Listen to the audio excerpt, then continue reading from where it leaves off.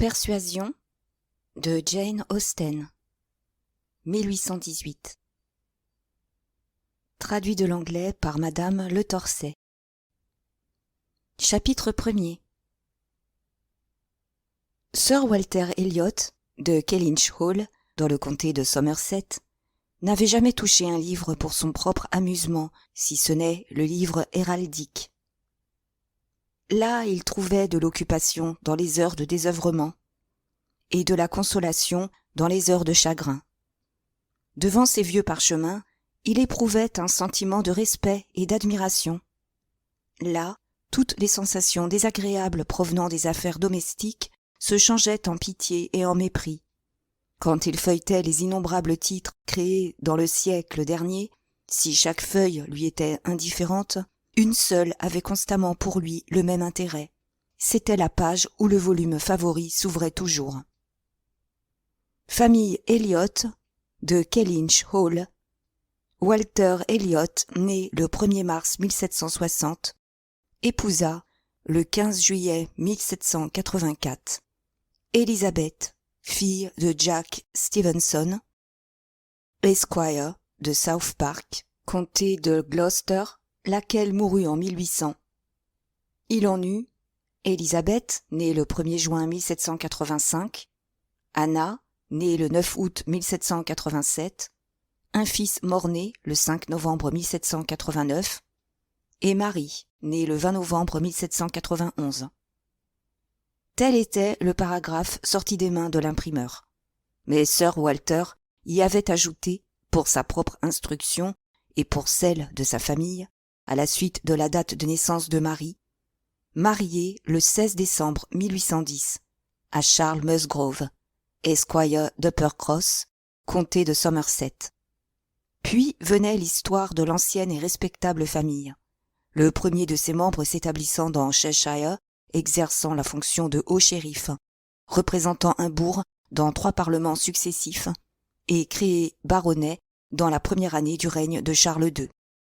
Le livre mentionnait aussi les femmes, le tout formant 2 pages in-folio, accompagnées des armoiries et terminé par l'indication suivante: résidence principale, Kellynch Hall, comté de Somerset. Puis, de la main de Sir Walter, héritier présomptif, William Walter Elliot, Esquire, arrière-petit-fils du second Sir Walter. La vanité était le commencement et la fin du caractère de Sir Elliot. Vanité personnelle et vanité de rang. Il avait été remarquablement beau dans sa jeunesse, et à 54 ans, étant très bien conservé, il avait plus de prétention à la beauté que bien des femmes, et il était plus satisfait de sa place dans la société que le valet d'un lord de fraîche date. À ses yeux, la beauté n'était inférieure qu'à la noblesse, et le Sir Walter Elliot, qui réunissait tous ses dons, était l'objet constant de son propre respect et de sa vénération. Il dut à sa belle figure et à sa noblesse d'épouser une femme très supérieure à lui. Lady Elliot avait été une excellente femme, sensée et aimable, dont le jugement et la raison ne la trompèrent jamais, si ce n'est en s'éprenant de Sir Walter. Elle supporta, cacha ou déguisa ses défauts, et pendant 17 ans le fit respecter.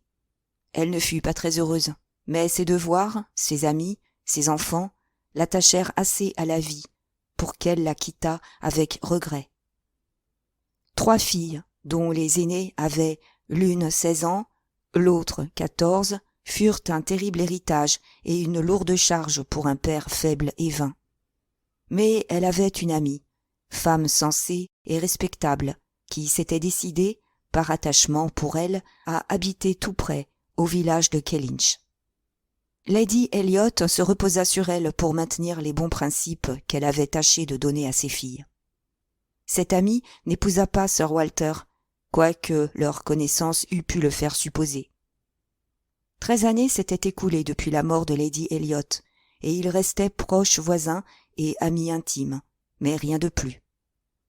Il n'est pas étonnant que Lady Russell n'eût pas songé à un second mariage, car elle possédait une belle fortune, était d'un âge mûr et d'un caractère sérieux, mais le célibat de Sir Walter s'explique moins facilement.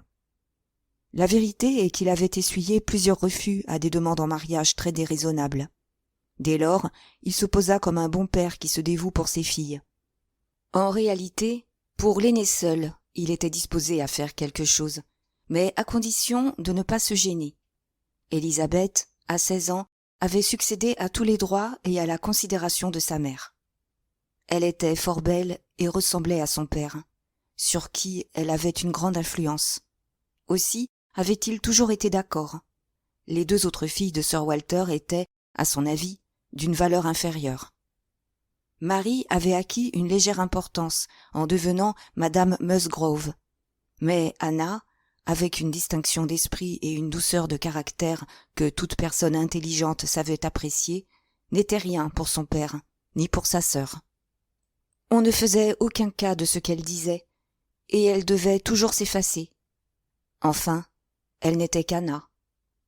Lady Russell aimait ses sœurs, mais dans Anna seulement, elle voyait revivre son amie.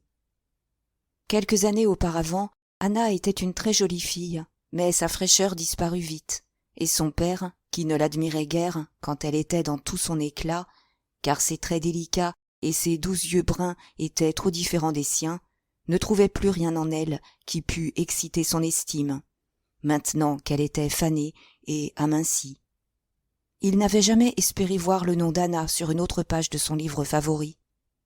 Toute alliance égale reposait sur Élisabeth, car Marie, entrée dans une notable et riche famille de province, lui avait fait plus d'honneur qu'elle n'en avait reçu. Un jour ou l'autre, Élisabeth se marierait selon son rang. Il arrive parfois qu'une femme est plus belle à 29 ans que 10 ans plus tôt. Quand elle n'a eu ni chagrin, ni maladie, c'est souvent une époque de la vie où la beauté n'a rien perdu de ses charmes. Chez Élisabeth, il en était ainsi.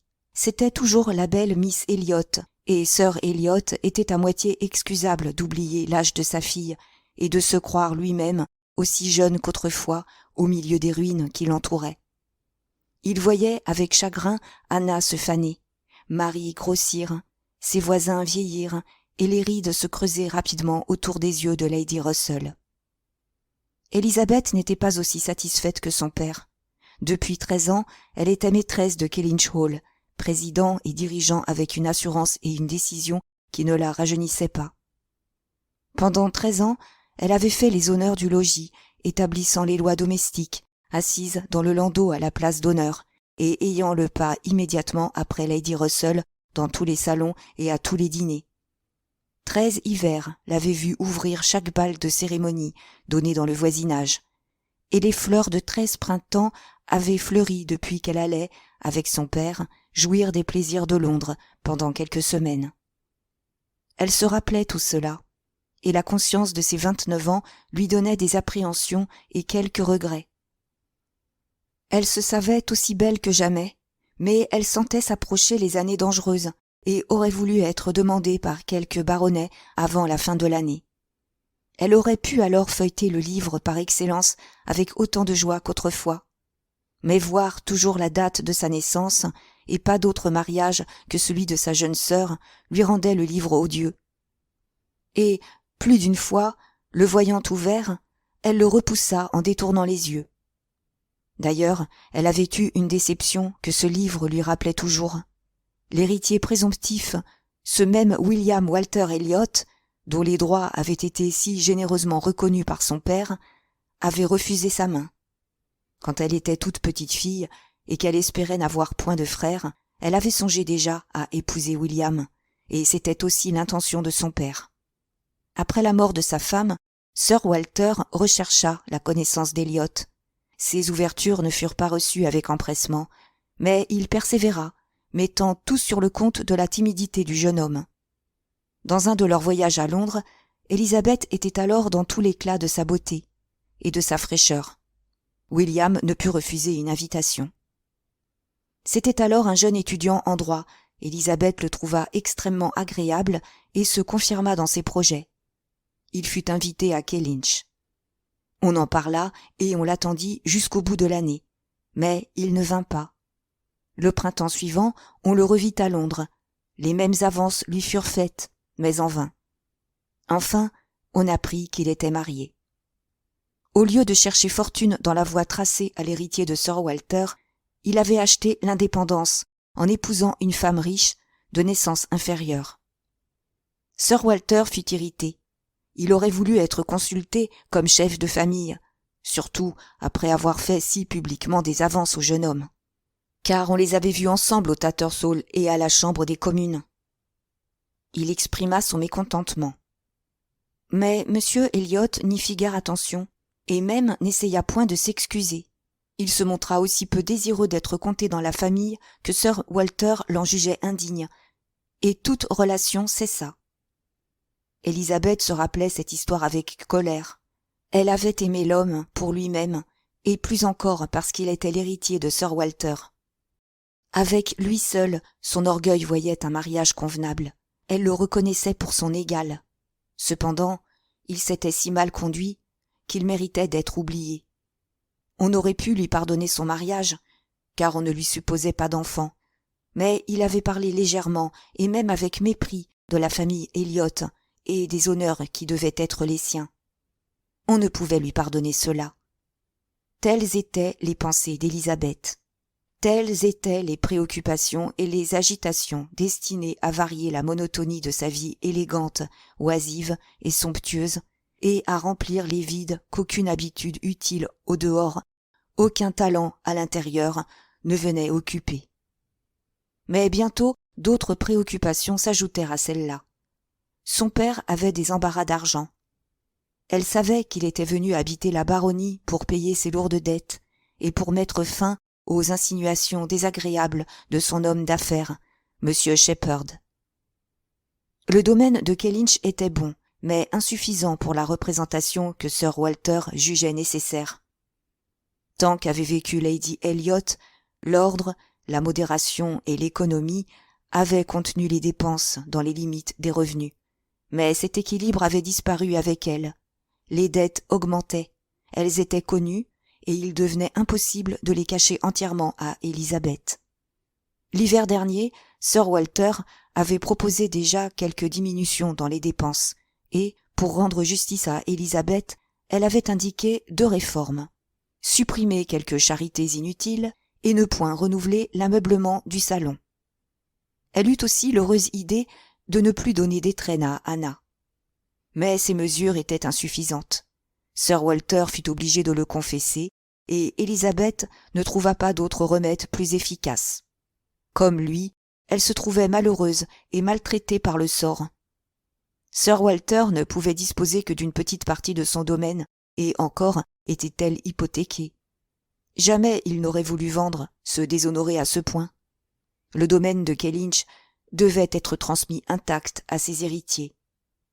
Les 2 amis intimes, M. Shepherd et Lady Russell, furent appelés à donner un conseil. Ils devaient trouver quelque expédient pour réduire les dépenses sans faire souffrir Sir Walter et sa fille dans leur orgueil ou dans leur fantaisie. Chapitre 2. M. Shepherd était un homme habile et prudent. Quelle que fût son opinion sur Sir Walter, il voulait laisser à un autre que lui le rôle désagréable. Il s'excusa, se permettant toutefois de recommander une déférence absolue pour l'excellent jugement de Lady Russell. Celle-ci prit le sujet en grande considération et y apporta un zèle inquiet. C'était plutôt une femme de bon sens que d'imagination. La difficulté à résoudre était grande. Lady Russell avait une stricte intégrité et un délicat sentiment d'honneur. Mais elle souhaitait de ménager les sentiments de Sir Walter et le rang de la famille.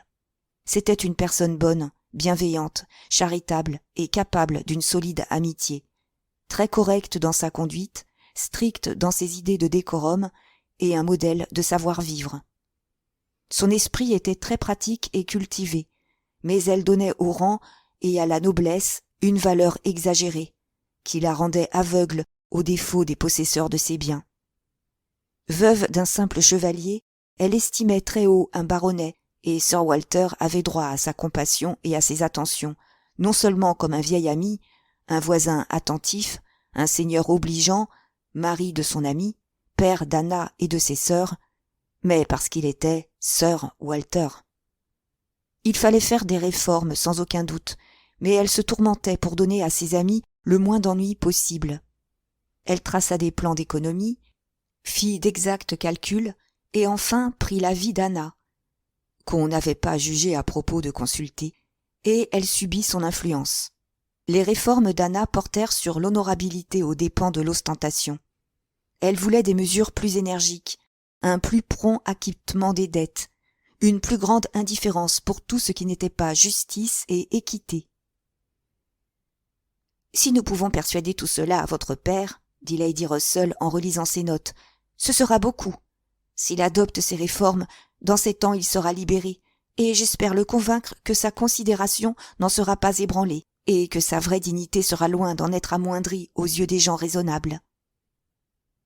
En réalité, que fera-t-il, si ce n'est ce que beaucoup de nos premières familles ont fait ou devraient faire? Il n'y aura rien là de singulier, et c'est de la singularité que nous souffrons le plus. Après tout, celui qui a fait des dettes doit les payer, et tout en faisant la part des idées d'un gentilhomme, le caractère d'honnête homme passe avant tout. C'était d'après ce principe qu'Anna voulait voir son père agir. Elle considérait comme un devoir indispensable de satisfaire les créanciers en faisant rapidement toutes les réformes possibles, et ne voyait aucune dignité en dehors de cela. Elle comptait sur l'influence de Lady Russell pour persuader une réforme complète. Elle savait que le sacrifice de 2 chevaux ne serait guère moins pénible que celui de 4, ainsi que toutes les légères réductions proposées par son amie. Comment les sévères réformes d'Anna auraient-elles été acceptées, puisque celles de Lady Russell n'eurent aucun succès? Quoi?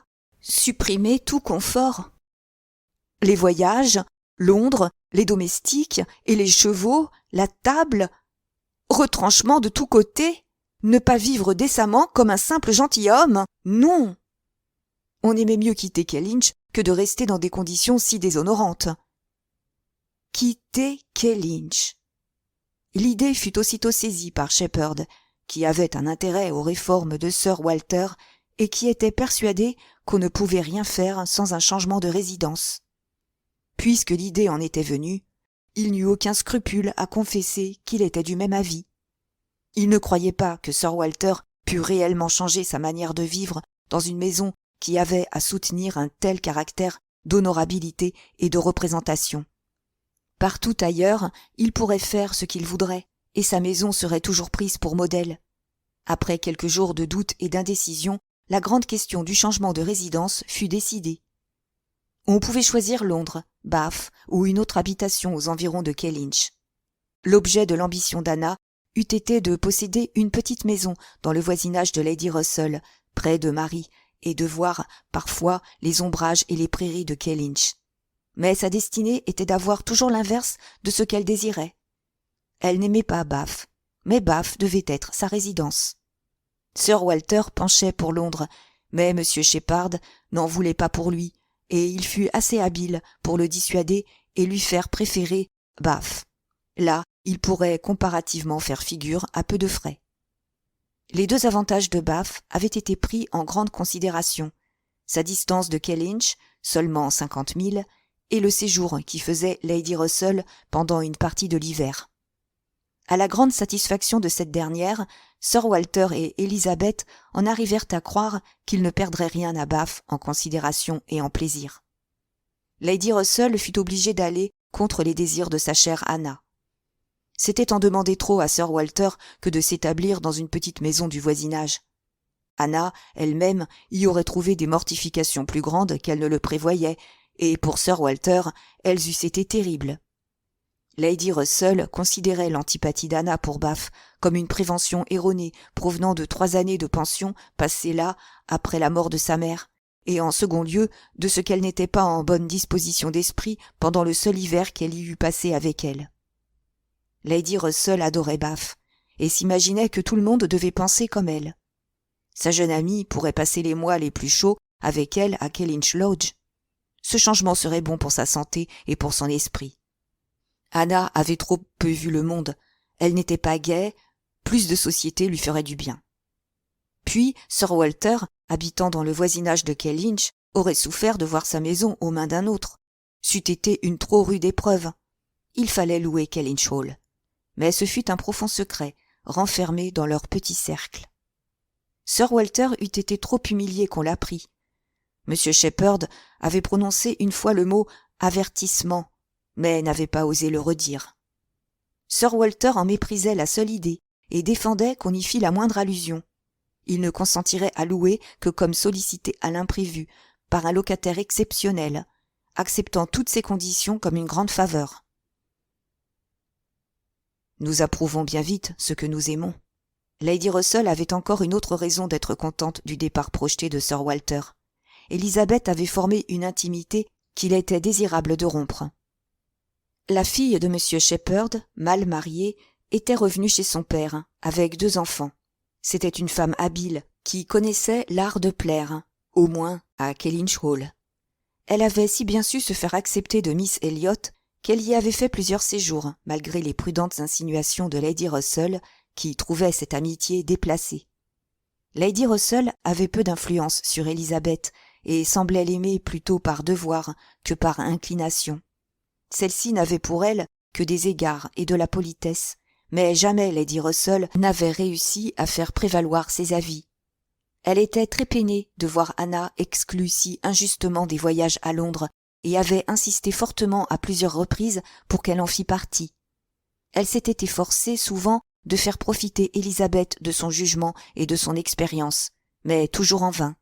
Miss Elliot avait sa volonté, et jamais elle n'avait fait une opposition plus décidée à Lady Russell, qu'en choisissant Madame Clay, et en délaissant une sœur si distinguée, pour donner son affection et sa confiance là où il ne devait y avoir que de simples relations de politesse.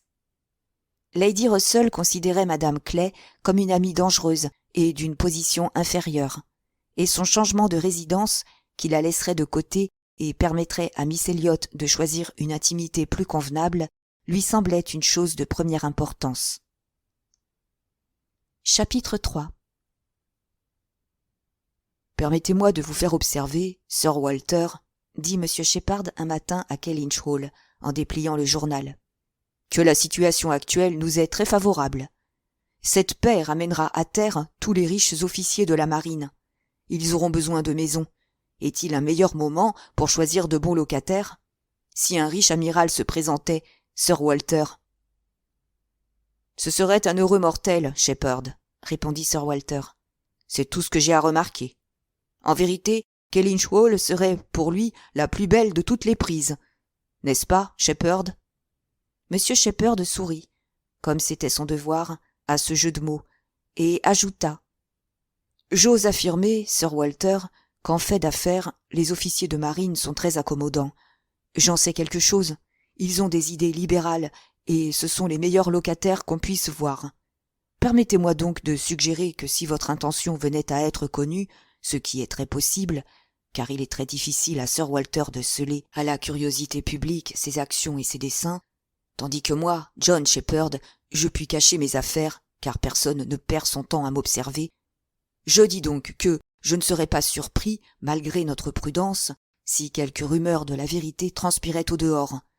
Dans ce cas, des offres seront faites, et je pense que quelque riche commandant de la marine sera digne de notre attention, et permettez-moi d'ajouter que 2 heures me suffisent pour accourir ici, et vous épargner la peine de répondre. Sir Walter ne répondit que par un signe de tête, mais bientôt, se levant et arpentant la chambre, il dit ironiquement. Il y a peu d'officiers de marine qui ne soient surpris, j'imagine, d'habiter un tel domaine. Ils béniront leur bonne fortune, dit Madame Clay. Son père l'avait amenée, rien n'étant si bon pour sa santé qu'une promenade à Kellynch. Mais je pense, comme mon père, qu'un marin serait un très désirable locataire. J'en ai connu beaucoup, ils sont si scrupuleux et si larges en affaires. Si vous leur laissez vos beaux tableaux, Sir Walter, ils seront en sûreté. Tout sera parfaitement soigné. Les jardins et les massifs seront presque aussi bien entretenus qu'actuellement. Ne craignez pas, Miss Elliot, que vos jolies fleurs soient négligées. Quant à cela, répondit froidement Sir Walter, si je me décidais à louer, j'hésiterais à accorder certains privilèges. Je ne suis pas disposé à faire des faveurs à un locataire. Sans doute le parc lui sera ouvert, et il n'en trouverait pas beaucoup d'aussi vaste. Quant aux restrictions que je puis imposer sur la jouissance des réserves de chasse, c'est autre chose. L'idée d'en donner l'entrée ne me sourit guère, et je recommanderais volontiers à Miss Elliot de se tenir en garde pour ses parterres. » Après un court silence, M. Shepherd hasarda. « Dans ce cas, il y a des usages établis qui rendent chaque chose simple et facile entre propriétaires et locataires. Vos intérêts, Sir Walter, sont en main sûre. Comptez sur moi pour qu'on n'empiète pas sur vos droits. Qu'on me permette de le dire, je suis plus jaloux des droits de Sir Walter qu'il ne l'est lui-même. » Ici, Anna prit la parole. « Il me semble que l'armée navale, qui a tant fait pour nous, a autant de droits que toute autre classe à une maison confortable. La vie des marins est assez rude pour cela, il faut le reconnaître. »« Ce que dit Miss Anna est très vrai, » répondit M. Shepherd. « Certainement, » ajouta sa fille. Mais bientôt après, Sir Walter fit cette remarque. « La profession a son utilité, mais je serais très fâché qu'un de mes amis lui appartînt. »« Vraiment ?» répondit-on avec un regard de surprise. « Oui, sous 2 rapports, elle me déplaît. D'abord, c'est un moyen pour un homme de naissance obscure d'obtenir une distinction qui ne lui est pas due, d'arriver à des honneurs que ses ancêtres n'ont jamais rêvés. Puis elle détruit totalement la beauté et la jeunesse. Un marin vieillit plus vite qu'un autre. J'ai toujours remarqué cela. Il risque, par sa laideur, de devenir un objet d'horreur pour lui-même. Et il court la chance de voir que le fils d'un domestique de son père arrivera un grade au-dessus du sien. Voici un exemple à l'appui de ce que je dis. Au printemps dernier, j'étais en compagnie de 2 hommes. Lord Saint-Yves, dont le père a été ministre de campagne, presque sans pain. Je dus céder le pas à Lord Saint-Yves et à un certain amiral Baldwin, le plus laid personnage qu'on puisse imaginer. Une figure martelée couleur d'acajou, tout était ligne et rides, 3 cheveux gris d'un côté et rien qu'un soupçon de poudre. « Au nom du ciel, quel est ce vieux garçon ?» dis-je à un ami qui se trouvait là. « Mon cher, c'est l'amiral Baldwin. »« Quel âge lui donnez-vous ?»« 60 ans, dis-je. »« 40, répondit-il. Pas davantage. » Figurez-vous mon étonnement. Je n'oublierai pas facilement l'amiral Baldwin. Je n'ai jamais vu un exemple si déplorable de la vie de mer. Et c'est la même chose pour tous, à quelques différences près. Ballottés par tous les temps, dans tous les climats, ils arrivent à n'avoir plus figure humaine. C'est fâcheux qu'ils ne meurent pas subitement avant d'arriver à l'âge de l'amiral Baldwin. « Ah, vraiment, Sir Walter, vous êtes trop sévère, » dit madame Clay. « Ayez un peu de pitié des pauvres gens. Nous ne sommes pas tous nés beaux, et la mer n'embellit pas certainement. J'ai souvent remarqué que les marins vivent longtemps. Ils perdent de bonne heure l'air jeune, mais n'en est-il pas ainsi dans beaucoup d'autres professions? Les soldats ne sont pas mieux traités, et même dans les professions plus tranquilles, il y a une fatigue d'esprit, sinon de corps, qui s'ajoute dans le visage d'un homme au travail du temps. Le légiste se consume, le médecin sort à toute heure, et par tous les temps, et même le prêtre est obligé d'entrer dans des chambres infectes et d'exposer sa santé et sa personne à des miasmes empoisonnés.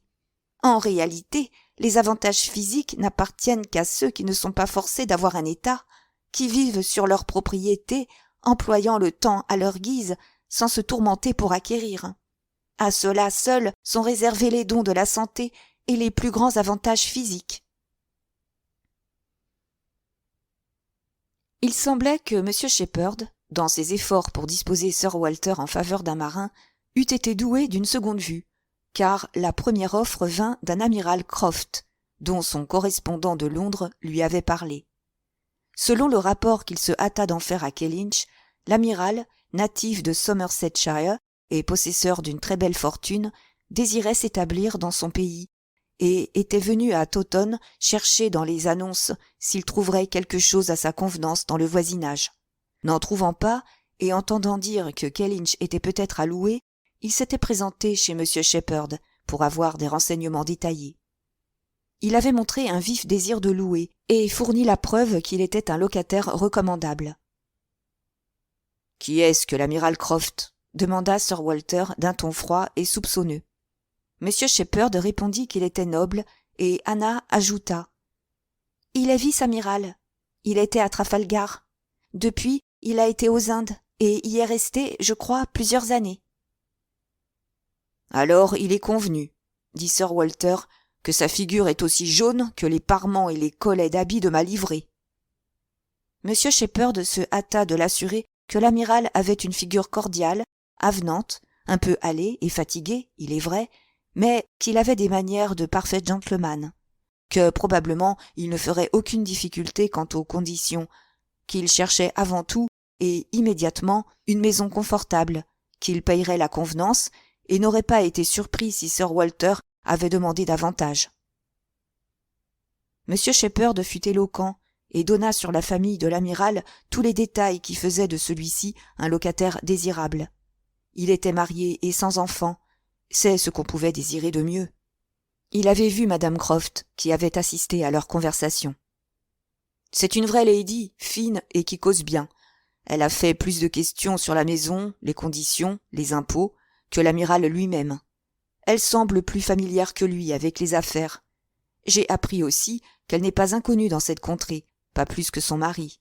Elle est la sœur d'un gentilhomme qui demeurait à Montfort, il y a quelques années. Quel était donc son nom? Pénélope? Ma chère, aidez-moi. Le frère de Madame Croft? Madame Clay causait avec Miss Elliot d'une façon si animée qu'elle n'entendit pas. « Je n'ai aucune idée de ce que vous voulez dire, Shepherd, » dit Sir Walter. « Je ne me rappelle aucun gentilhomme demeurant à Montfort, depuis le vieux gouverneur Trent. » Par exemple, c'est trop fort. Je crois que j'oublierai bientôt mon nom. Un nom que je connaissais si bien. Ainsi que le gentleman, je l'ai vu 100 fois. Il vint me consulter sur un délit de voisin, saisi sur le fait. Un des domestiques du fermier s'introduisant dans son jardin, un mur éboulé, des pommes volées, puis, malgré mon avis, une transaction eut lieu. C'est vraiment singulier. « Je suppose que vous voulez parler de M. Wentworth, » dit Anna. « C'est bien cela. Il eut la cure de Montfort pendant 2 ans. Vous devez vous le rappeler. »« Wentworth? Ah oui, le ministre de Montfort. Vous m'avez dérouté par le mot gentilhomme. Je croyais que vous parliez d'un homme possédant des propriétés. Monsieur Wentworth n'en avait aucune, je crois. C'est un nom inconnu. Il n'est pas allié au Strafford. On se demande comment les noms de notre noblesse deviennent si communs. » M. Shepherd, s'apercevant que cette parenté des Croft ne leur faisait aucun bien dans l'esprit de Sir Walter, n'en parla plus et mit tout son zèle à s'étendre sur ce qui leur était favorable. Leur âge, leur fortune, la haute idée qu'ils s'étaient faite de Kellynch, ajoutant qu'ils ne désiraient rien tant que d'être les locataires de Sir Walter. Cela eût semblé un goût extraordinaire, vraiment, s'ils avaient pu connaître les devoirs d'un locataire de Sir Walter.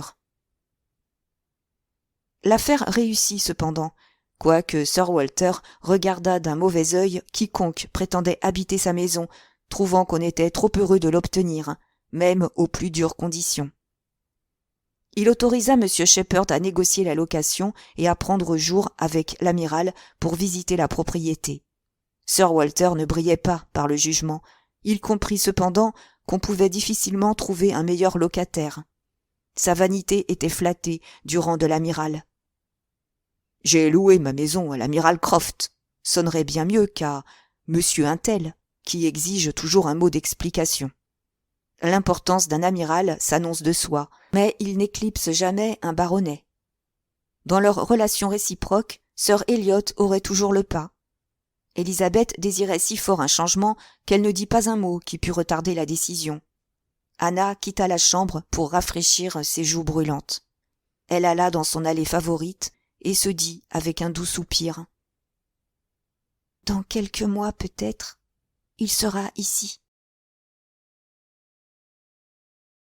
Chapitre 4.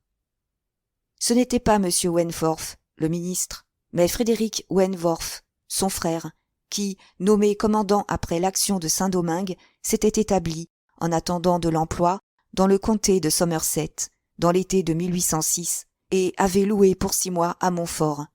C'était alors un jeune homme remarquablement beau, intelligent, spirituel et brillant. Et Anna était une très jolie fille, douce, modeste, gracieuse et sensée. Ils se connurent, s'éprirent rapidement l'un de l'autre. Ils jouirent bien peu de cette félicité exquise.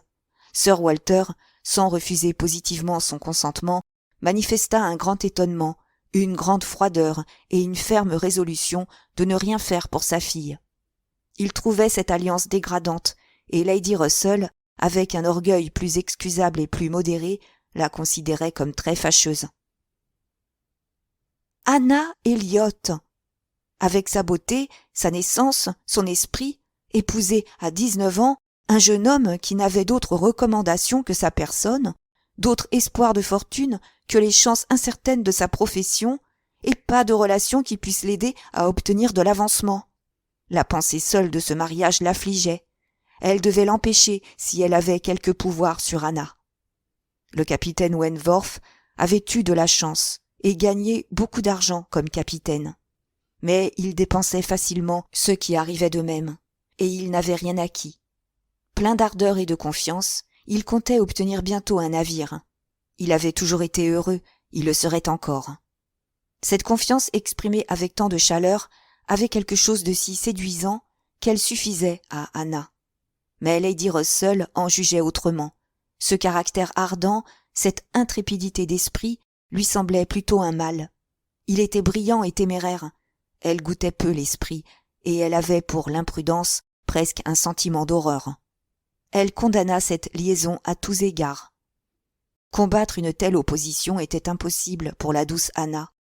Elle aurait pu résister au mauvais vouloir de son père, même sans être encouragée par un regard ou une bonne parole de sa sœur. Mais Lady Russell, qu'elle avait toujours aimée et respectée, si ferme et si tendre dans ses conseils, ne pouvait pas les donner en vain. Son opposition ne provenait pas d'une prudence égoïste. Si elle n'avait pas cru consulter plus encore le bien du jeune homme que celui de sa filleule, elle n'aurait pas empêché ce mariage. Cette conscience du devoir rempli fut la principale consolation de Lady Russell dans cette rupture. Elle en avait grand besoin, car elle avait à lutter contre l'opinion et contre Wentworth. Celui-ci quitta le pays. Quelques mois avaient vu le commencement et la fin de leur liaison. Mais le chagrin d'Anna fut durable. Ce souvenir assombrit sa jeunesse, et elle perdit sa fraîcheur et sa gaieté. 7 années s'étaient écoulées depuis, et le temps seul avait un peu effacé ces tristes impressions. Aucun voyage, aucun événement extérieur n'était venu la distraire. Dans leur petit cercle, elle n'avait vu personne qu'elle pût comparer à Wentworth. Son esprit raffiné, son goût délicat, n'avait pu trouver l'oubli dans un attachement nouveau. Elle avait 22 ans, quand un jeune homme, qui bientôt après fut agréé par sa sœur, sollicita sa main. Lady Russell déplora le refus d'Anna, car Charles Musgrove était le fils aîné d'un homme dont l'importance et les propriétés ne le cédaient qu'à Sir Walter. Il avait un bon caractère, de bonnes manières, et Lady Russell se serait réjouie de voir Anna mariée aussi près d'elle et affranchie de la partialité de son père. Mais Anna n'avait accepté aucun avis, et sa marraine, sans regretter le passé, désespéra presque, en lui voyant refuser ce mariage, de la voir entrer dans un état qui convenait si bien à son cœur aimant et à ses habitudes domestiques. Ce sujet d'entretien fut écarté pour toujours, et elles ne purent savoir ni l'une ni l'autre si elles avaient changé d'opinion. Mais Anna, à 27 ans, pensait autrement qu'à 19. Elle ne blâmait pas Lady Russell. Cependant, si une jeune fille dans une situation semblable lui eût demandé son avis, elle ne lui aurait pas imposé un chagrin immédiat en échange d'un bien futur et incertain. Elle pensait qu'en dépit de la désapprobation de sa famille, malgré tous les soucis attachés à la profession de marin, malgré tous les retards et les désappointements, elle eût été plus heureuse en l'épousant qu'en le refusant. Dut-elle avoir une part plus qu'ordinaire de soucis et d'inquiétudes, sans parler de la situation actuelle de Wentworth, qui dépassait déjà ce qu'on aurait pu espérer. La confiance qu'il avait en lui-même avait été justifiée. Son génie et son ardeur l'avaient guidé et inspiré. Il s'était distingué, avait avancé en grade et possédait maintenant une belle fortune. Elle le savait par les journaux et n'avait aucune raison de le croire marié. Combien Anna eût été éloquente dans ses conseils, combien elle préférait une inclination réciproque et une joyeuse confiance dans l'avenir à ces précautions exagérées qui entravent la vie et insultent la providence. Dans sa jeunesse, on l'avait forcée à être prudente. Plus tard, elle devint romanesque, conséquence naturelle d'un commencement contre nature. L'arrivée du capitaine Wentworth à Kellynch ne pouvait que raviver son chagrin. Elle dut se raisonner beaucoup, et fut longtemps avant de pouvoir supporter ce sujet continuel de conversation. Elle y fut aidée par la parfaite indifférence des 3 seules personnes de son entourage qui avaient le secret du passé et qui semblaient l'avoir oublié. Le frère de Wentworth avait connu, il est vrai, leur liaison, mais il avait depuis longtemps quitté le pays. C'était en outre un homme très sensé et un célibataire. Elle était sûre de sa discrétion. Madame Croft, sœur de Wentworth, était alors hors d'Angleterre avec son mari. Marie, sœur d'Anna, était en pension, et les uns par orgueil, les autres par délicatesse, ne l'avaient pas initiée au secret. Anna espérait donc que l'arrivée des Croft ne lui amènerait aucune mortification. Chapitre 5.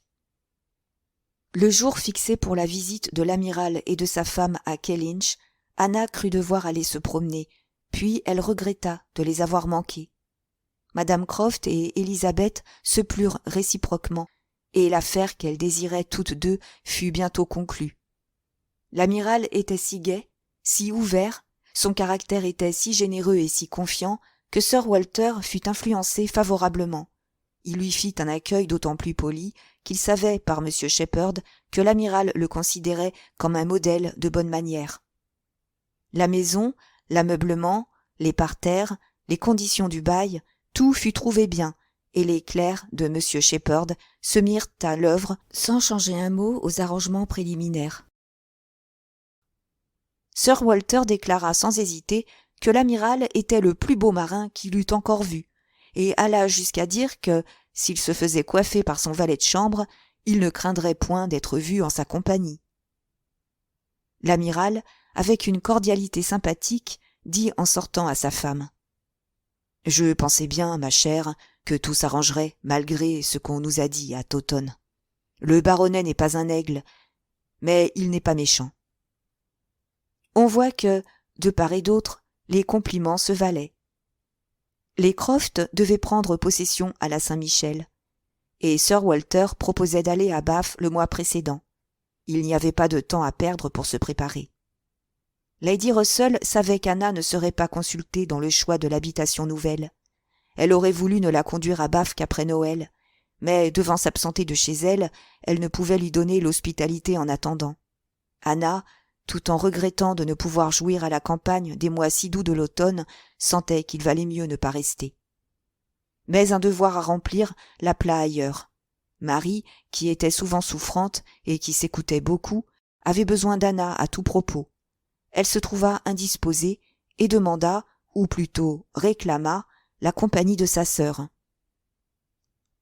« Je ne puis m'en passer », écrivait Marie, et Élisabeth avait répondu : « Anna n'a rien de mieux à faire que de rester avec vous.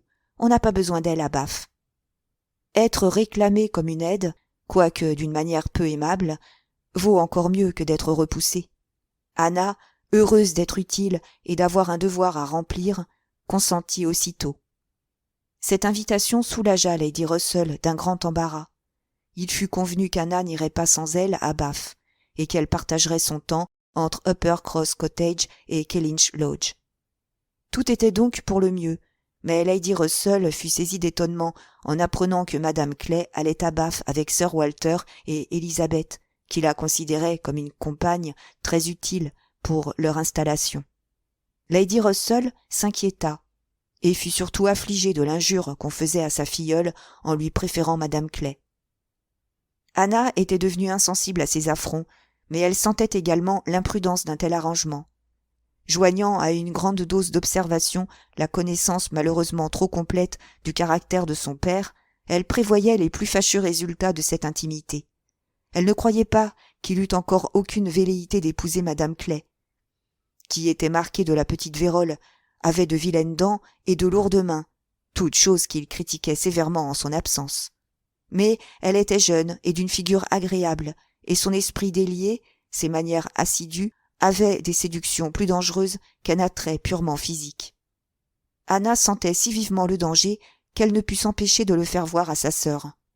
Elle avait peu d'espoir d'être écoutée, mais elle pensait qu'Élisabeth serait plus à plaindre qu'elle-même si une pareille chose arrivait et qu'elle pourrait lui reprocher de ne l'avoir pas avertie. Elle parla, et Élisabeth parut offensée. Elle ne pouvait concevoir comment un aussi absurde soupçon était venu à sa sœur. Elle répondit avec indignation que son père et madame Clay savaient parfaitement se tenir à leur place. « Madame Clay, dit-elle avec chaleur, n'oublie jamais qui elle est. Je connais mieux que vous ses sentiments, et je vous assure qu'en fait de mariage, ils sont particulièrement délicats. Elle réprouve plus fortement que personne toute inégalité de condition et de rang. Quant à mon père, je n'aurais jamais cru qu'il pût être soupçonné, lui qui ne s'est pas remarié à cause de nous. Si madame Clay était une très belle personne, je reconnais que sa présence ici serait dangereuse. Non pas que rien au monde puisse engager mon père à faire un mariage dégradant, mais parce qu'il pourrait éprouver un sentiment qui le rendrait malheureux. Je crois que la pauvre madame Clay, qui, malgré tous ses mérites, n'a jamais passé pour jolie, peut rester ici en toute sûreté.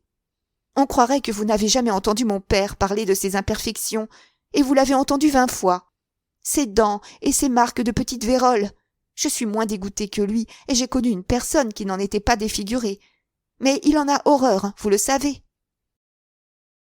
Il n'y a presque point de défaut physique, dit Anna, que des manières agréables ne puissent faire oublier. Je pense très différemment, dit Élisabeth d'un ton sec. Des manières agréables peuvent rehausser de beaux traits, mais elles ne peuvent pas en changer de vulgaires. Mais comme j'ai à cela plus d'intérêt que personne, je trouve vos avis inutiles. Anna fut très contente d'avoir achevé ce qu'elle avait à dire, et crut avoir bien agi. Élisabeth, quoique mécontente de l'insinuation, pouvait en faire son profit. Le landau mena à Bath pour la dernière fois Sir Walter, Élisabeth et madame Clay. Ils étaient tous de très bonne humeur, et Sir Walter était même disposé à rendre un salut de condescendance aux fermiers et aux paysans affligés qui se trouveraient sur son passage. Pendant ce temps, Anna, triste mais calme, montait à la lodge, où elle devait passer la dernière semaine. Son amie n'était pas plus gaie, elle sentait très vivement cette séparation. La respectabilité de cette famille lui était aussi chère que la sienne, et l'habitude avait rendu précieuses les relations quotidiennes. Il était pénible de regarder les jardins déserts, et encore plus de penser aux nouveaux propriétaires. Pour échapper à cette triste vue, et pour éviter les Croft, elle s'était décidée à s'en aller quand Anna la quitterait. Elles partirent donc ensemble, et Anna descendit à Uppercross, première station du voyage de Lady Russell. Uppercross est un village de moyenne grandeur qui, il y a quelques années, était tout à fait dans le vieux style anglais. Il contenait seulement 2 maisons supérieures d'apparence à celles des fermiers et des laboureurs. Celle du squire, avec ses hauts murs, ses portes massives et ses vieux arbres, solides et antiques, et la cure, compacte, ramassée, enfermée dans un jardin bien soigné, avec une vigne et des poiriers pâlissant les murs. Mais, au mariage du jeune squire, la ferme avait été changée en cottage pour sa résidence, et le cottage Uppercross, avec sa véranda, ses fenêtres françaises et ses autres agréments, attirait l'œil du voyageur à un quart de mille, aussi bien que l'imposante Great House avec ses dépendances. Anna était venue souvent là. Elle connaissait les chemins d'Uppercross aussi bien que ceux de Kellynch. Les 2 familles se voyaient si souvent, allant à toute heure l'une chez l'autre, qu'Anna fut presque surprise de trouver Marie seule. Mais étant seule, elle devait nécessairement être souffrante et de mauvaise humeur. Marie, mieux douée qu'Élisabeth, ne valait pas sa sœur Anna comme intelligence et comme caractère. Quand elle était bien portante, heureuse et entourée, elle était gaie et aimable, mais la moindre indisposition l'abattait. Elle n'avait aucune ressource contre la solitude, et, ayant hérité de la personnalité des Elliot, elle était toujours prête à se croire négligée et méconnue. Physiquement, Elle était inférieure à ses deux sœurs, et n'avait jamais été que ce qu'on appelle généralement une belle fille. En ce moment, elle était couchée sur un divan dans le salon, dont l'élégant ameublement avait été fané par 4 étés successifs et la présence de 2 enfants. L'arrivée d'Anna fut saluée par ces mots. « Ah, vous voilà enfin! Je commençais à croire que vous ne viendriez pas. Je suis si malade que je puis à peine parler. Je n'ai pas vu depuis le matin une créature vivante. »« Je suis fâchée de vous trouver souffrante, » répondit Anna. « Vous m'aviez donné jeudi de bonnes nouvelles de votre santé. »« Oui, je parais toujours mieux portante que je ne suis. Depuis quelque temps, je suis loin d'aller bien. Je ne crois pas, dans toute ma vie, avoir été si souffrante que ce matin. J'aurais pu me trouver mal, et personne pour me soigner. Ainsi, Lady Russell n'a pas voulu entrer. Je ne crois pas qu'elle soit venue ici 3 fois cet été. » Anna s'étant informée de son beau-frère, Marie lui répondit. « Charles est à la chasse. Je ne l'ai pas aperçu depuis 7 heures du matin. Il a voulu partir, quoiqu'il ait vu combien j'étais souffrante. Il disait ne pas rester longtemps, mais il est 1 heure, et il n'est pas rentré. Je n'ai pas vu une âme pendant toute cette longue matinée. »« Vous avez eu vos petits garçons avec vous ? » ?»« Oui, tant que j'ai pu supporter leur bruit. Mais ils sont si indisciplinés qu'ils me font plus de mal que de bien. Le petit Charles ne m'écoute pas, et Walter devient aussi méchant que lui. »« Vous allez bientôt vous trouver mieux, » dit gaiement Anna. « Vous savez que je vous guéris toujours ?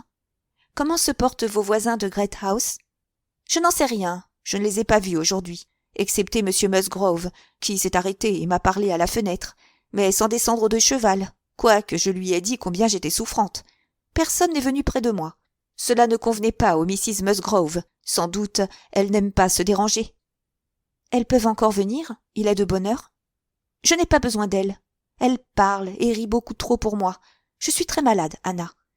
C'était peu aimable à vous de ne pas venir jeudi. »« Ma chère Marie, rappelez-vous les bonnes nouvelles que vous m'avez données de votre santé ? Le ton de votre lettre était gai, et vous disiez que rien ne pressait pour mon arrivée, et puis mon désir était de rester avec Lady Russell jusqu'à la fin. J'ai été si occupée que je ne pouvais quitter Kellynch plus tôt. »« Mon Dieu, qu'avez-vous eu à faire ? » ?»« Beaucoup de choses. Je ne puis tout me rappeler. J'ai fait une copie du catalogue des livres et tableaux de mon père. J'ai été souvent au jardin avec Mackenzie, tâchant de lui faire comprendre quelles sont les plantes d'Élisabeth destinées à Lady Russell. J'ai eu mes livres, ma musique à arranger et à refaire toutes mes malles, pour n'avoir pas compris d'abord ce qu'il fallait emporter. Enfin, j'ai été visiter toutes les maisons de la paroisse. Tout cela prend beaucoup de temps. »« Ah, mais vous ne me parlez pas de notre dîner chez les Pooles hier ? » ?»« Vous y êtes donc allé ? Je croyais que vous aviez dû y renoncer. »« Oh, j'y suis allée. Je me portais très bien hier. Jusqu'à ce matin, je n'étais pas malade. N'y pas aller aurait semblé singulier. J'en suis très contente. J'espère que vous vous êtes amusé ? Pas trop. On sait d'avance le dîner et les personnes qui y seront. Quel ennui de n'avoir pas une voiture à soi. Monsieur et madame Musgrove m'ont emmené, et nous étions trop serrés. Ils sont si gros et occupent tant de place. J'étais entassée au fond avec Henriette et Louisa. Voilà très probablement la cause de mon malaise. La patience et la bonne humeur d'Anna apportèrent bientôt un soulagement à Marie, qui put s'asseoir et espéra pouvoir se lever pour dîner. Puis, oubliant qu'elle était malade, elle alla à l'autre bout de la chambre, arrangea des fleurs, mangea quelque chose, et se trouva assez bien pour proposer une petite promenade.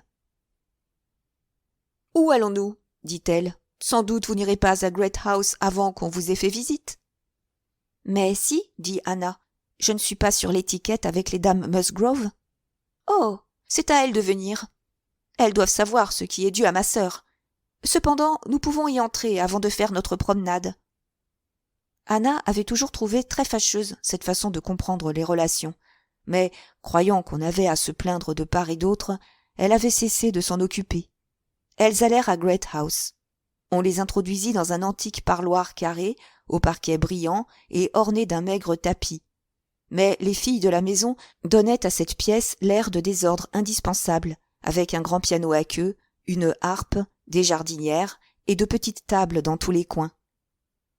Oh, si les originaux des portraits accrochés à la boiserie, si les gentilshommes habillés de velours brun et les dames en satin bleu avaient vu ce bouleversement de l'ordre et de la propreté, les portraits eux-mêmes semblaient saisis d'étonnement.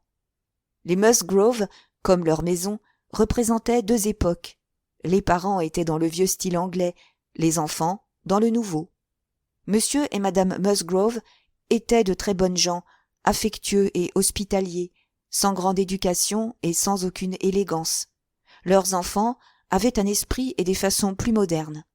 La famille était nombreuse, mais c'étaient encore des enfants, excepté Charles, Louisa et Henriette, jeunes filles de 19 et 20 ans, qui avaient rapporté à la maison le bagage ordinaire des talents de pension et n'avaient, comme 1000 autres jeunes filles, rien à faire que d'être gaies, heureuses et suivre les modes. Leurs vêtements étaient parfaits, leur figure assez jolie, leur esprit extrêmement bon, et leurs manières simples et agréables. Elles étaient très appréciées à la maison et très recherchées au dehors. Anna les trouvait fort heureuses, mais cependant soutenue, comme nous le sommes tous, par le sentiment de sa supériorité, elle n'aurait pas voulu changer contre toute leur jouissance son esprit cultivé et élégant. Elle n'enviait que la bonne intelligence qui semblait régner entre elles, et cette mutuelle affection qu'elle-même avait si peu connue. Elles furent reçues très cordialement, et Anna ne trouva rien à critiquer. La demi-heure s'écoula en causerie agréable, et Anna ne fut pas peu surprise de voir les Mrs. Musgrove les accompagner à la promenade sur l'invitation pressante de Marie. Chapitre 6. Anna n'avait pas besoin de cette visite pour savoir qu'un changement de société amène un changement total de conversation, d'opinion et d'idées. Elle aurait voulu que les Elliot puissent voir combien leurs affaires, traitées avec une telle solennité à Kellynch, avaient ici peu d'importance. Cependant, elle sentit qu'elle avait encore besoin d'une leçon, car elle avait compté sur plus de curiosité et de sympathie qu'elle n'en trouva. On lui avait bien dit « Ainsi, Miss Anna, votre père et votre sœur sont partis ?» ou bien « J'espère que nous irons aussi à Bath cet hiver. » Mais nous comptons loger dans un beau quartier. Ou bien, Marie disait « En vérité, comme je m'amuserai seule ici pendant que vous serez à Bath ?» Anna se promettait de ne plus éprouver à l'avenir de telles déceptions et pensait avec reconnaissance au bonheur inexprimable d'avoir une amie vraie et sympathique comme Lady Russell. Cependant, elle trouvait très juste que chaque société dictât ses sujets de conversation. Les messieurs Musgrove avaient leurs chasses, leurs chevaux, leurs chiens, leurs journaux. Les dames avaient les soins d'intérieur, la toilette, les voisins, la danse et la musique. Anna, devant passer 2 mois à Uppercross, devait meubler son imagination et sa mémoire avec les choses d'Uppercross. Elle ne redoutait pas ces 2 mois. Marie était abordable et accessible à son influence. Anna était sur un pied de bonne amitié avec son beau-frère. Les enfants l'aimaient presque autant et la respectaient plus que leur mère. Ils étaient pour elle une source d'intérêt, d'amusement et d'occupation. Charles était poli et agréable. Il était certainement, comme esprit et comme bon sens, supérieur à sa femme. Cependant, Anna et Lady Russell pensaient qu'une femme intelligente aurait pu donner à son caractère plus de suite, à ses habitudes plus d'élégance, à ses occupations plus d'utilité et de sens pratique. Il ne mettait beaucoup d'ardeur à rien, si ce n'est au jeu, et il gaspillait son temps. Il était d'un caractère gai, s'affectant peu des doléances de sa femme. Il supportait son manque de bon sens avec une patience qui émerveillait Anna, et en définitive, malgré quelques petites querelles, où les 2 parties appelaient Anna à son grand regret, ce couple pouvait passer pour heureux. Il y avait une chose sur laquelle ils étaient toujours parfaitement d'accord, le besoin d'argent et le désir de recevoir un cadeau de M. Musgrove. Quant à l'éducation de leurs enfants, la théorie de Charles était meilleure que celle de sa femme. « Je les gouvernerais très bien si Marie ne s'en mêlait pas, » disait-il, et Anna trouvait que c'était assez vrai. Mais quand Marie répondait à cela « Charles gâte tellement les enfants que je ne puis en venir à bout », Anna n'était jamais tentée de dire que c'était vrai. Ce qu'il y avait de moins agréable dans son séjour, c'était d'être la confidente de tous les partis. On savait qu'elle avait quelque influence sur sa sœur, et l'on voulait qu'elle s'en servît, même au-delà du possible. Tâchez donc de persuader à Marie de ne pas toujours se croire malade, disait Charles. Et Marie disait « Je crois que si Charles me voyait mourante, il dirait encore que ce n'est rien. Vous pouvez, Anna, lui persuader que je suis plus malade que je ne l'avoue. Ou bien, je n'aime pas envoyer les enfants à Great House, quoique leur grand-mère les demande toujours. Elle les gâte tellement et leur donne tant de friandises qu'ils reviennent malades et grognons pour le reste de la journée. » Et madame Musgrove mère, aussitôt qu'elle était seule avec Anna, disait « Ah, Miss Anna, si seulement madame Charles avait un peu de votre méthode avec les enfants. Ils sont tout autres avec vous. Il faut convenir qu'ils sont bien gâtés. Ils sont aussi beaux et aussi bien portants que possible, les chers petits. Mais ma belle-fille ne sait pas s'y prendre avec eux. Mon Dieu, qu'ils sont ennuyeux quelquefois. Je vous assure que c'est là ce qui m'empêche de les avoir autant que je voudrais. Je crois que Marie est mécontente que je ne les invite pas plus souvent, mais vous savez bien qu'il est désagréable d'avoir des enfants qu'il faut gronder à chaque instant. Ne faites pas ceci, ne touchez pas à cela. Ou qu'on ne peut tenir tranquille qu'en leur donnant trop de gâteaux. » Marie disait encore « Madame Musgrove croit ses domestiques si fidèles que ce serait un crime de mettre cela en question. Mais je n'exagère pas en disant que sa cuisinière et sa femme de chambre flânent toute la journée dans le village. Je les rencontre partout, et je ne vais pas 2 fois dans la chambre des enfants sans rencontrer l'une des 2. Si Gémina n'était pas la créature la plus fidèle et la plus sûre, cela suffirait pour la gâter. » Et madame Musgrove. « Je me fais une loi de ne jamais me mêler des affaires de ma belle-fille. Mais je vous dirai, Miss Anna, parce que vous pouvez y remédier, que je n'ai pas bonne opinion de sa femme de chambre. J'entends d'étranges histoires. Elle est toujours dehors et s'habille comme une dame. C'en est assez pour perdre tous les autres domestiques. Marie ne voit que par ses yeux, mais je vous avertis, soyez sur vos gardes, parce que, si vous découvrez quelque chose, il ne faut pas craindre de le dire. » Marie se plaignait aussi de n'avoir pas à table la place qui lui était due. Quand, à Great House, il y avait d'autres invités, on la plaçait comme si elle était de la maison. Un jour qu'Anna se promenait avec les Mrs. Musgrove, l'une d'elles, parlant de noblesse et de susceptibilité de rang, dit « Je n'ai aucun scrupule à vous dire, parce qu'on sait que vous y êtes indifférente, combien quelques personnes sont absurdes pour garder leur rang. Cependant, je voudrais qu'on pût faire comprendre à Marie qu'elle ne devrait pas être si tenace, et surtout ne pas se mettre toujours à la place de ma mère. Personne ne doute de son droit à cet égard, mais il serait plus convenable de ne pas toujours le garder. Ce n'est pas que maman s'en soucie le moins du monde, mais beaucoup de personnes le remarquent. » Comment Anna aurait-elle pu concilier tout le monde? Elle ne pouvait qu'écouter patiemment, apaiser les griefs, excuser l'un, puis l'autre, les engager à l'indulgence nécessaire entre voisins, surtout quand il s'agissait de sa sœur. Sa visite eut du reste un bon résultat. Le changement de place lui fit du bien, et Marie, ayant une compagne assidue, se plaignit moins.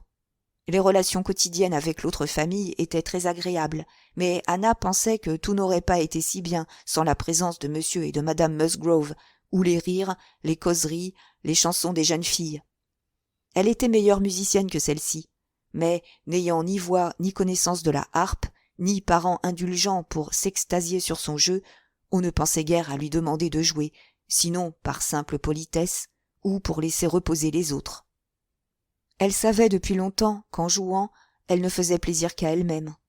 Excepté pendant une courte période de sa vie, elle n'avait jamais, depuis la mort de sa mère chérie, connu le bonheur d'être écoutée et encouragée. Elle y était accoutumée, et la partialité de monsieur et madame Musgrove pour leur fille, loin de la vexer, lui faisait plutôt plaisir, à cause de l'amitié qu'elle leur portait. Quelques personnes augmentaient parfois le cercle de Great House. Il y avait peu de voisins, mais les Musgrove voyaient tout le monde, et avaient plus de dîners et de visites qu'aucune autre famille. Ils étaient très populaires. Les jeunes filles aimaient passionnément la danse, et les soirées se terminaient souvent par un petit bal improvisé. À quelques minutes d'Uppercross habitait une famille de cousins, moins riches, qui recevaient tous leurs plaisirs des Musgrove. Ils venaient n'importe quand, organiser un jeu ou un bal à l'improviste, et Anna, qui préférait à un rôle plus actif s'asseoir au piano, leur jouait des danses de village pendant 1 heure de suite, obligeance qui attirait sur son talent musical l'attention des Musgrove et lui valait souvent ce compliment. « Très bien, Miss Anna, très bien, vraiment. Bonté du ciel, comme vos petits doigts courent sur le piano. » Ainsi passèrent les 3 premières semaines. Puis vint la Saint-Michel, et le cœur d'Anna retourna à Kellynch. La maison aimée occupée par d'autres. D'autres gens jouissant des chambres, des meubles, des bosquets et des points de vue. Elle ne put penser à autre chose le 29 septembre, et Marie, remarquant le 40e du mois, fit cette sympathique remarque. « Mon Dieu, n'est-ce pas aujourd'hui que les Croft entrent à Kellynch ? Je suis contente de n'y avoir pas pensé plus tôt. Cela m'impressionne désagréablement. » Les Croft prirent possession avec une exactitude militaire. Une visite leur était due. Marie déplora cette nécessité. Personne ne savait combien cela la faisait souffrir. Elle reculerait autant qu'elle pourrait. Néanmoins, elle n'eut pas un moment de repos tant que Charles ne l'y eût pas conduite, et, quand elle revint, son agitation n'avait rien que d'agréable. Anna se réjouit sincèrement qu'il n'y eût pas de place pour elle dans la voiture. Elle désirait cependant voir les Croft, et fut contente d'être à la maison quand ils rendirent la visite. Charles était absent, tandis que l'amiral, assis près de Marie, se rendait agréable en s'occupant des petits garçons. Madame Croft s'entretenait avec Anna, qui put ainsi établir une ressemblance avec son frère, sinon dans les traits, du moins dans la voix et la tournure d'esprit.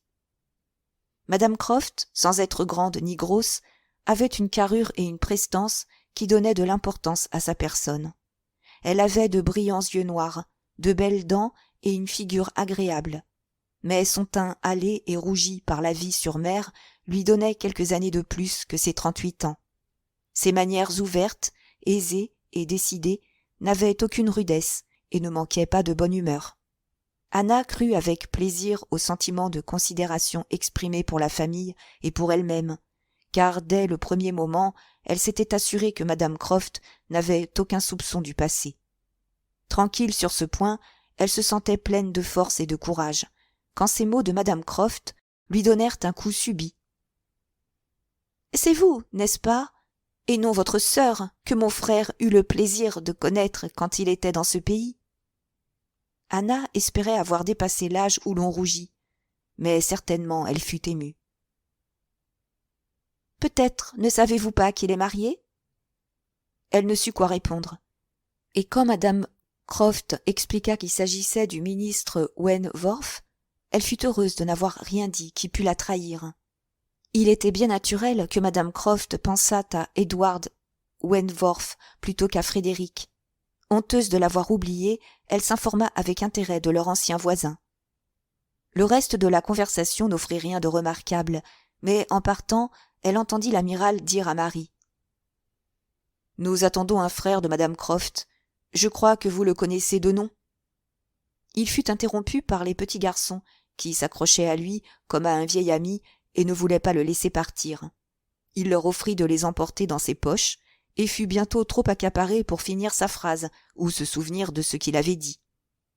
Anna tâcha de se persuader qu'il s'agissait toujours d'Edward Wentworth. Mais cela ne l'empêcha point de se demander si l'on avait parlé de cela dans l'autre maison où les Croft étaient allés d'abord. On attendait ce soir-là au cottage la famille de Greathouse. Tout à coup, Louisa entra seule, disant qu'elle était venue à pied pour laisser plus de place à la harpe qu'on apportait. « Et je vais vous dire pourquoi, dit-elle. Papa et maman sont tout tristes ce soir. Maman, surtout. Elle pense au pauvre Richard. Et nous avons eu l'idée d'apporter la harpe qui l'amuse plus que le piano. Je vais vous dire ce qui la rend si triste. Madame Croft nous a dit ce matin que son frère, le capitaine Wentworth, est rentré en Angleterre et ira prochainement les voir. Maman s'est souvenue que Wentworth est le nom du capitaine de notre frère Richard. Elle a relu ses lettres, et maintenant elle ne pense qu'à son pauvre fils qu'elle a perdu. Soyons aussi gais que possible pour que sa pensée ne s'apesantisse pas sur un si triste sujet. » La vérité de cette pathétique histoire était que les Musgrove avaient eu le malheur d'avoir un fils mauvais sujet et la chance de le perdre avant qu'il eût atteint sa 20e année. On l'avait fait marin parce qu'il était stupide et ingouvernable. On se souciait très peu de lui, mais assez pour ce qu'il valait. Il ne fut guère regretté quand la nouvelle de sa mort arriva à Uppercross 2 années auparavant. Ses sœurs faisaient aujourd'hui pour lui tout ce qu'elles pouvaient faire en l'appelant pauvre Richard, mais en réalité il n'avait été rien de plus que le lourd, insensible et inutile Dick Musgrove, n'ayant droit, vivant ou mort, qu'à ce diminutif de son nom. Il avait été plusieurs années en mer, et dans le cours de ces changements fréquents pour les mousses dont le capitaine désire se débarrasser, il avait été 6 mois sur la frégate Laconia, commandée par le capitaine Frédéric Wentworth. Et sous l'influence de ce dernier, il avait écrit à ses parents les 2 seules lettres désintéressées qu'ils eussent jamais reçues de lui. Les autres n'étaient que des demandes d'argent. Il disait toujours du bien de son capitaine, mais ses parents s'en souciaient si peu qu'il n'y avait fait aucune attention. Et si madame Musgrove fut frappée par le nom de Wentworth, associé avec celui de son fils, c'était par un de ces phénomènes de la mémoire assez fréquents chez les personnes distraites. Elle avait relu les lettres de ce fils perdu, pour toujours, et cette lecture, après un si long intervalle, alors que les fautes étaient oubliées, l'avait affectée plus profondément que la nouvelle de sa mort. M. Musgrove l'était aussi, mais à un moindre degré, et en arrivant au cottage, ils avaient besoin d'être écoutés et égayés.